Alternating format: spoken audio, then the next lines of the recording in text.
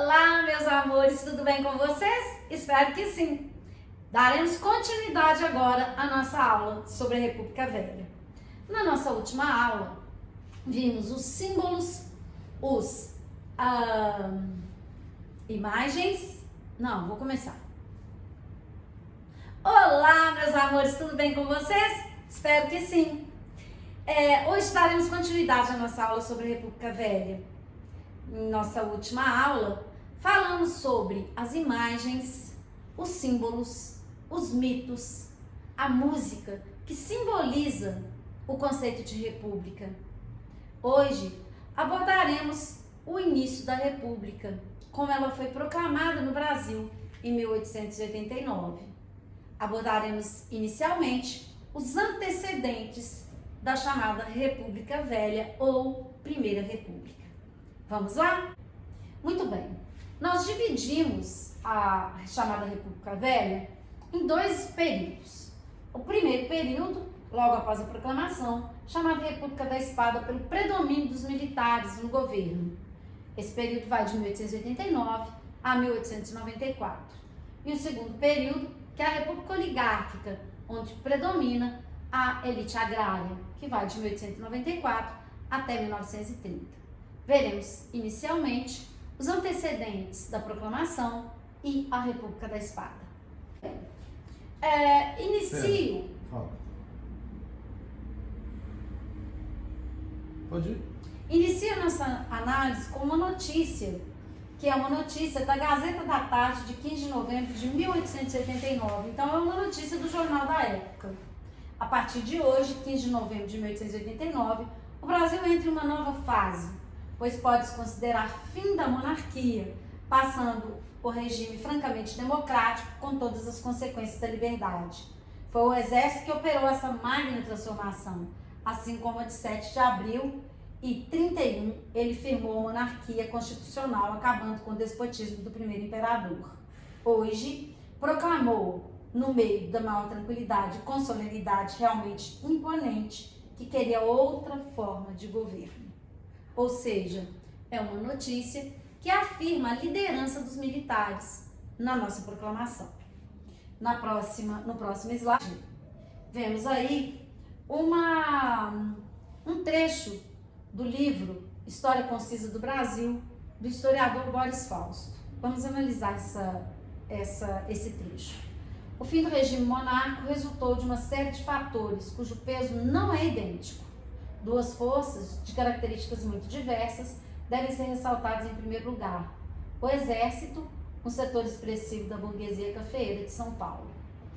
Então, aí, nesse trecho do historiador Boris Fausto, temos a explicitação dos grupos que lideraram a proclamação da República no Brasil. Por isso, podemos dizer com toda certeza que a proclamação da República faz parte de um dos tantos golpes que ocorreram em nossa história. Na verdade, a proclamação da República nada mais, nada menos foi do que um golpe de Estado. Assim como analisaremos ao longo da nossa história vários outros golpes. Muito bem, esse golpe foi liderado por setores do Exército e setores da burguesia cafeeira, especialmente a burguesia cafeeira de São Paulo.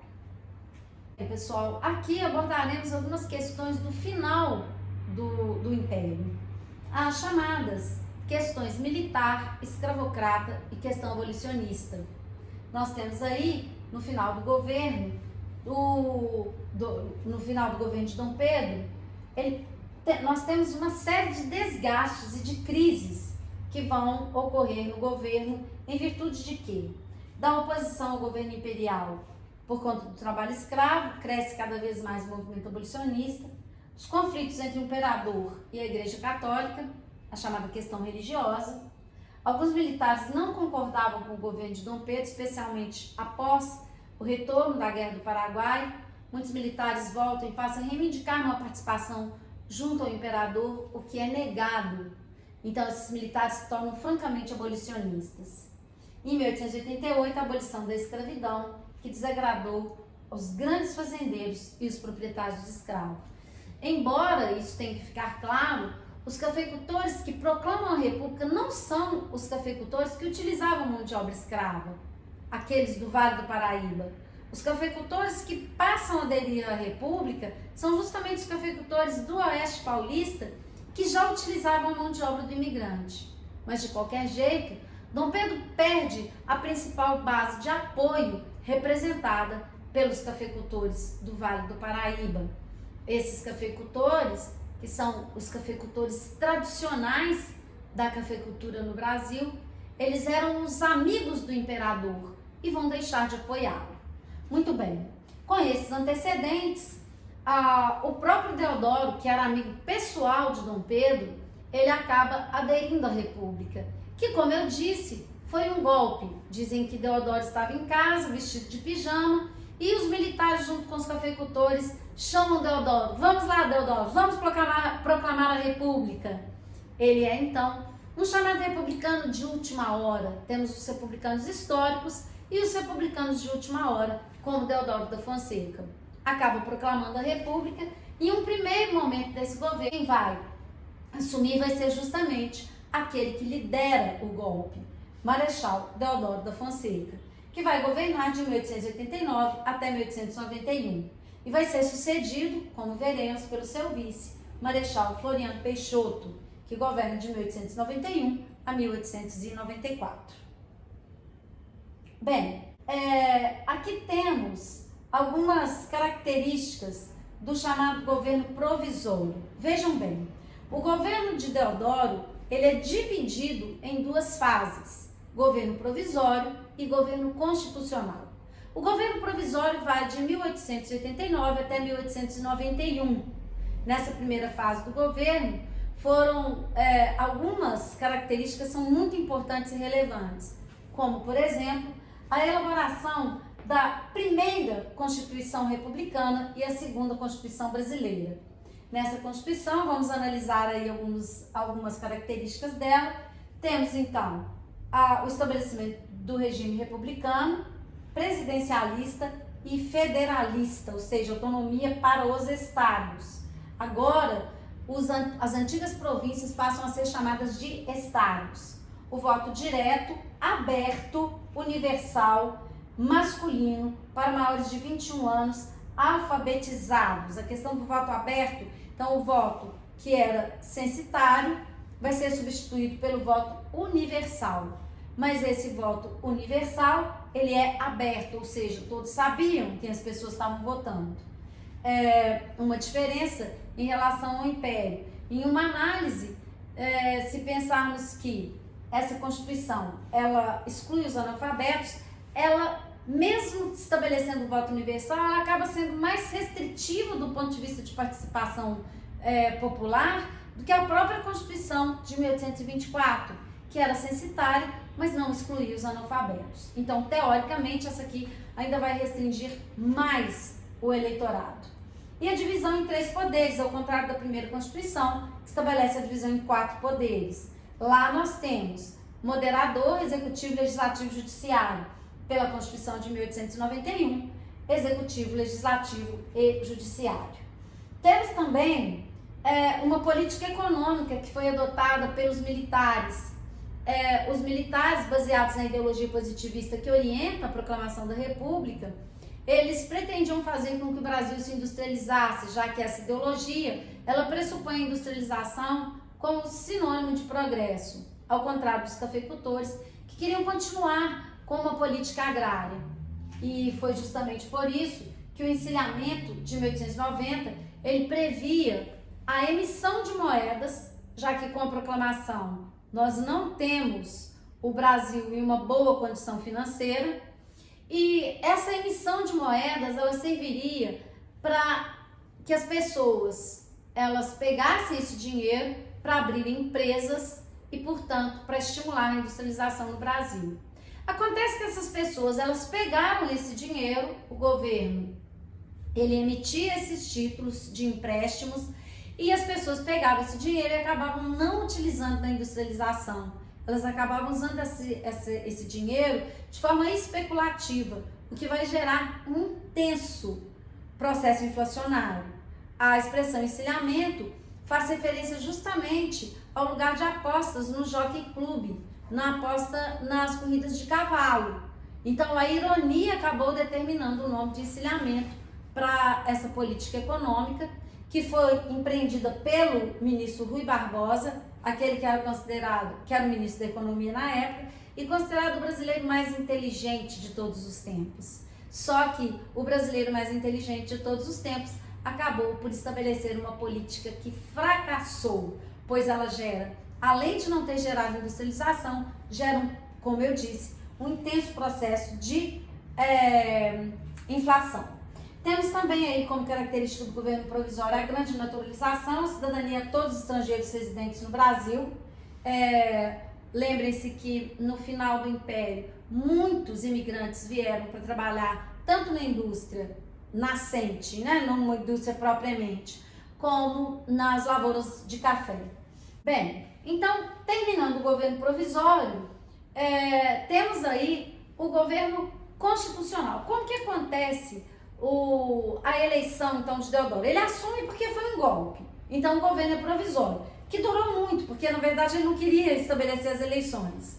E aí, essas eleições, elas acabam ocorrendo em 1891. Só que a Constituição de 1891, ela previa que a primeira eleição ela seria feita de forma indireta pelo Congresso.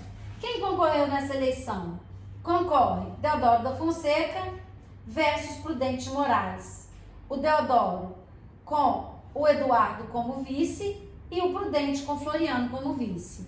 A eleição não era vinculada, podia vencer o presidente de uma chapa com o vice da outra. E foi o que aconteceu. Floriano era o vice de Prudente Moraes e acaba vencendo junto com Deodoro, que pressionou o Congresso nessa eleição. Ele acaba tendo vitória e iniciando então a fase do governo que chamamos de governo constitucional. O governo constitucional, na verdade, só vai durar um ano. Vamos ver isso aí. Só um ano, olha só.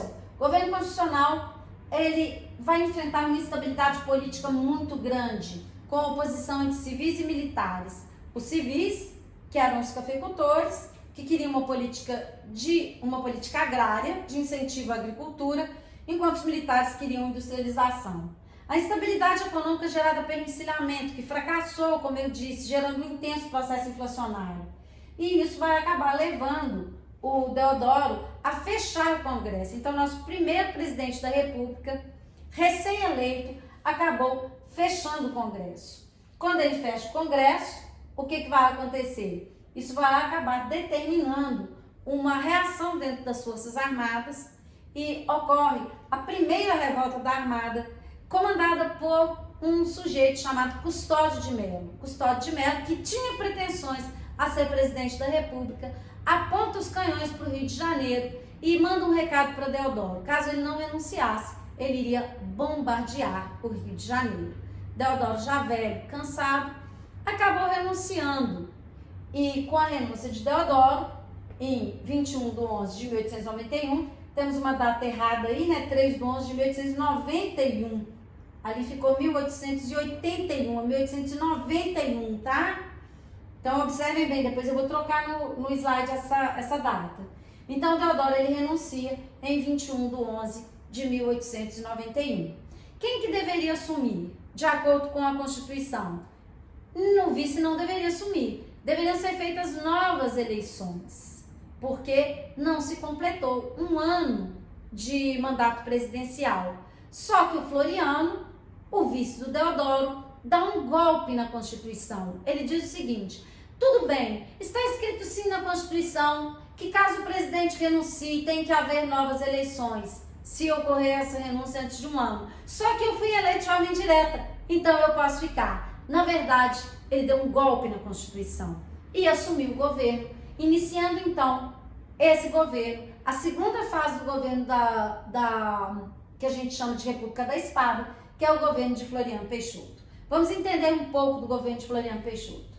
O governo de Floriano Peixoto, Floriano vai governar de 1891 a 1894. Quem apoiava Floriano? As facções do exército, setores médios e urbanos e elite agrária. Quem se opunha a ele? A revolta dos 13 generais, principalmente Custódio de Melo, que tinha liderado a revolta da Armada, e isso vai acabar levando justamente a segunda revolta da Armada, quando Custódio de Melo aponta de novo os canhões para o Rio de Janeiro e pede a renúncia de Floriano. Mas ao contrário de Deodoro, Floriano não cede e esmaga a segunda revolta da Armada, o que não evita a chamada Revolução Federalista de 1893 até 1895. Floriano era gaúcho e ocorre um movimento no Rio Grande do Sul entre forças que apoiavam Floriano e forças que se opunham a ele. Essa revolta, ela acaba sendo contida também pelo Floriano, o que rende a ele o título de Marechal de Ferro, a denominação atribuída a Floriano pela ação enérgica contra qualquer tipo de rebelião armada. Ele vai ter como medidas principais o controle da especulação financeira e o tabelamento de gêneros alimentícios. Continua com uma política de industrialização, mas não tem a ênfase que foi dada por Deodoro, o que acabou levando ao apoio da elite agrária, como vimos. Só que, com o final do mandato dele, em 1894, ao contrário do que todo mundo pensou que iria acontecer, que ele iria querer permanecer no governo, ele simplesmente entrega o governo aos civis. Essa primeira eleição vai acabar elegendo um civil, iniciando aí a chamada República das Oligarquias. Esse assunto nós veremos em nossa próxima aula. Um beijo para vocês e até lá!